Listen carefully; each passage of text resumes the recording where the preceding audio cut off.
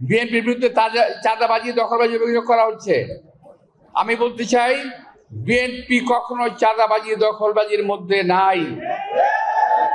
এখন প্রথম দিকে যারা করেছিল, আমাদের নেতা তারেক রহমান প্রায় 1 থেকে 1,500-এর মতো দল থেকে বহিষ্কার করেছে।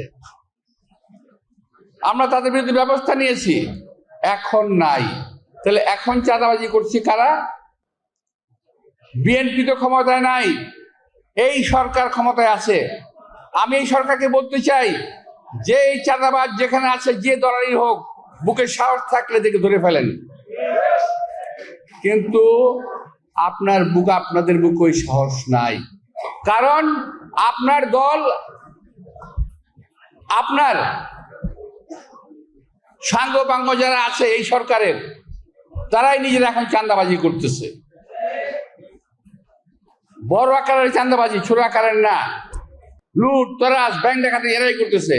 90,000 কোটি টাকা গত 8 মাসে পাচার হয়ে গেছে।